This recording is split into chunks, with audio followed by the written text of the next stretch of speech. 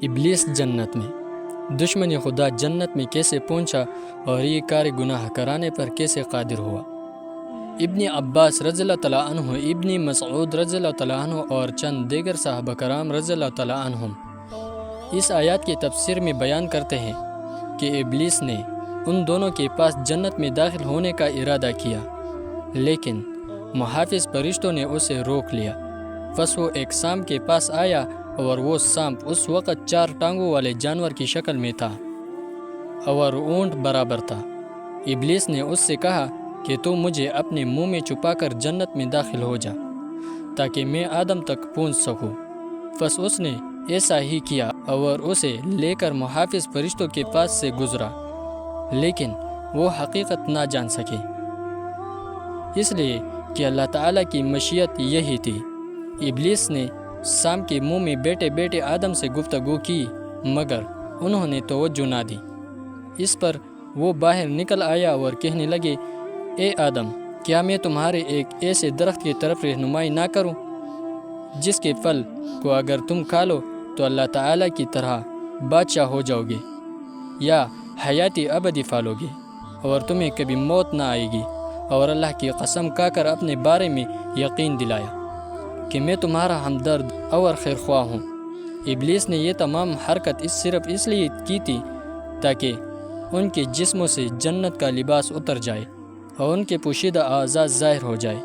شیطان کو یہ معلوم تھا کہ ان کے پوشیدہ اعضاء ان کی شرمگاہیں ہیں، اور اسے اس چیز کا علم اس لیے تھا کہ وہ فرشتوں کی کتب کا مطالعہ کر رہا تھا، جبکہ آدم علیہ السلام کو اس وقت تک لباس اور شرمگاہوں کو چھپانے کی اہمیت کا اندازہ نہ تھا۔ آدم علیہ السلام نے ابلیس کی بات ماننے سے انکار کر دیا، جبکہ ہوا آگے بڑھی اور پھل کھا لیا۔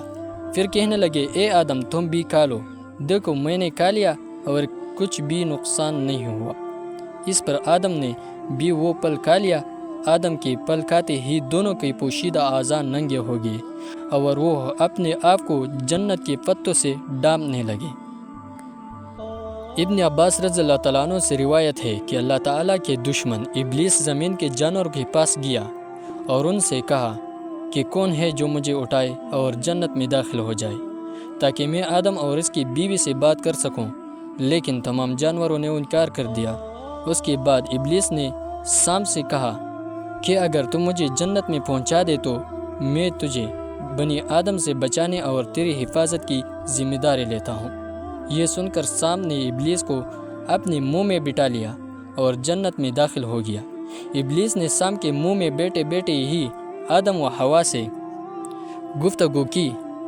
اس دور میں سانپ اونٹ کی برابر تھا، چھپایا تھا اور اس کے جنسی اعضاء بھی قدرتی طور پر مستور تھے۔ اسی غلطی پر اللہ تعالیٰ نے اسے برہنہ کر دیا اور پیٹ کے بل رینگنے والا جانور بنا دیا۔ ابن عباس رضی اللہ تعالیٰ عنہ نے فرمایا، سانپ کو جہاں پاؤ مار دو اور اس کے دشمن ابلیس کو اس کی ذمہ داری کے وعدے میں جھوٹا ثابت کر دو۔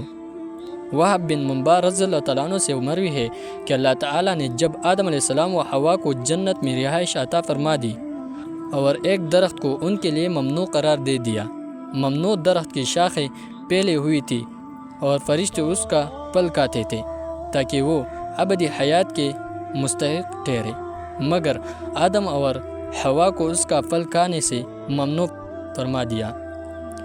پس جب ابلیس نے ان کو پھسلانے اور گناہ کے مرتب کرنے کا ارادہ کیا تو وہ سانپ کے پیٹ میں داخل ہوا۔ سانپ اس وقت 4 ٹانگوں پر بختی اونٹ کی طرح چلتا تھا اور بہت خوبصورت معلوم ہوتا تھا۔ جب سانپ جنت میں داخل ہو گیا تو ابلیس اس کے پیٹ سے باہر نکلا اور اس ممنوع درخت کا پھل لے کر حضرت حوا کے پاس آیا اور کہنے لگا، اس پھل کی طرف دیکھو، اس کی خوشبو کتنی اچھی ہے، اس کا ذائقہ کتنا اچھا اور رنگ کتنا خوبصورت ہے۔ پس حوا نے اسے لیا اور کھا لیا۔ پھر حوا آدم علیہ السلام کے پاس پہنچے اور کہنے لگے، اس پھل کی طرف دیکھو، اس کی خوشبو کتنی اچھی ہے، اس کا ذائقہ کتنا عمدہ اور رنگ کیسا دل فریب ہے۔ پس آدم علیہ السلام نے بھی کھا لیا۔ اس کے فوراً بعد ان دونوں آدم علیہ السلام و حوا علیہ السلام کے پوشیدہ اعزاز ظاہر ہو گئے، جس پر آدم علیہ السلام جلدی سے اس درخت کے تنے میں داخل ہو گئے۔ اللہ تعالیٰ نے آواز دی، اے آدم تم کہاں ہو؟ آدم علیہ السلام نے جواب دیا، اے میرے رب میں یہاں ہوں۔ فرمایا، باہر کیوں نہیں نکلتے؟ آدم علیہ السلام کہنے لگے، میں آپ سے حیا کرتا ہوں۔ فرمایا، یہ درخت زمین میں سب سے زیادہ ملعون ہوگا، اس پر لعنت پیدا کر دی گئی ہے، اب اس کے پھل کانٹوں میں تبدیل ہو جائیں گے۔ نیز فرمایا کہ اس وقت جنت اور زمین میں کیکر اور بیر کے درخت سے زیادہ افضل کوئی درخت نہ تھا۔ پھر فرمایا، اے ہوا تم نے میرے بندے کو دھوکہ دیا، لہٰذا حمل کا زمانہ تمہارے لیے بطور سزا مقرر کیا گیا ہے، اور اس میں تم بڑی مشقت اور تکالیف اٹھاؤ گی، اور جب وضع حمل کا وقت ہوگا تو تم درد کی شدت سے اپنے آپ کو موت کے دانہ پر پاؤ گی۔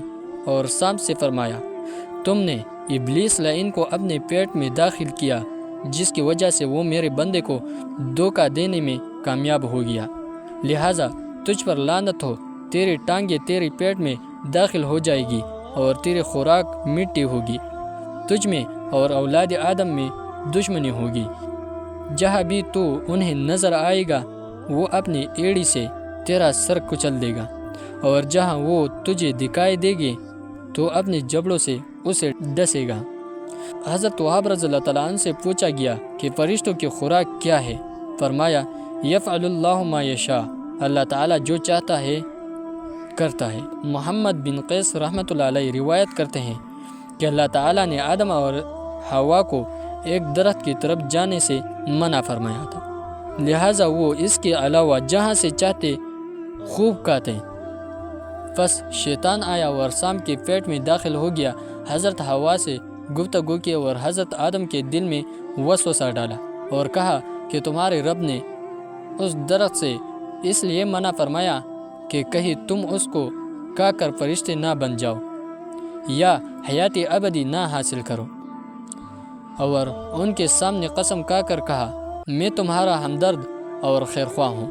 یہ سن کر حوا نے پھل کو کاٹا کھانے کے لیے تو وہ درخت خون آلود ہو گیا، اور ان دونوں آدم و حوا کے جسم میں موجود لباس اتر گیا، اور پھر یہ دونوں جنت کے درختوں کے پتوں سے اپنے جسم کو چھپانے لگے۔ اس پر ان کے رب نے انہیں یاد کرایا، کیا میں نے تمہیں اس درخت کے قریب جانے سے منع نہ کیا تھا؟ اور کیا میں نے تمہیں نہ کہا تھا کہ شیطان تمہارا اکیلا دشمن ہے؟ آدم علیہ السلام سے پوچھا کہ تم نے کیوں کھایا تھا جبکہ میں نے منع کیا تھا؟ آدم علیہ السلام نے جواب دیا، اے میرے رب حوا نے مجھے کھلایا۔ حوا سے پوچھا، تم نے کیوں کھایا؟ حوا کہنے لگے، مجھے سام نے کہا تھا۔ سام سے پوچھا، تم نے حوا کو ایسا کرنے کو کیوں کہا تھا؟ اس نے جواب دیا، مجھے ابلیس نے کہا تھا۔ فرمایا، یہ ملعون اور ددکارا ہوا ہے۔ اے حوا، جس طرح تم نے درخت کو خون آلود کیا ہے، تم بھی ہر مہینہ خون آلود ہو جاؤ گی۔ اور اے سام، تو اپنی ٹانگیں کاٹ دے اور پیٹ کے بل رینگ کر چلا کر، اور جو بھی ابن آدم تجھے دیکھے گا تیرا سر پتھر سے کچل دے گا۔ اب تم زمین کی طرف اتر جاؤ اور تمہارے باز تمہارے دشمن ہوں گے۔ ربیع رحمۃ اللہ علیہ سے روایت ہے کہ ایک محدث نے بیان کیا ہے، شیطان جنت میں ٹانگوں والے جانور کی صورت بنا کر داخل ہوا، وہ بالکل اونٹ کی طرح معلوم ہوتا تھا، بس اس پر کہ وہ اونٹوں میں سے ایک قسم ہے، وہ جن کا جدا مجد جنات میں سے تھا، اور آدم علیہ السلام کے لیے تمام جنت جائز اور روا کر دی گئی سوائے ایک درخت کے، اور آدم علیہ السلام و حوا علیہ السلام اور دونوں سے فرمایا کہ تم اس درخت کے قریب مت جانا ورنہ ظالموں میں سے ہو جاؤ گے۔ اس کے بعد شیطان حضرت حوا علیہ السلام کے پاس آیا اور کہنے لگا، کیا تمہیں کسی چیز سے منع کیا گیا ہے؟ انہوں نے کہا، ہاں، اس درخت سے۔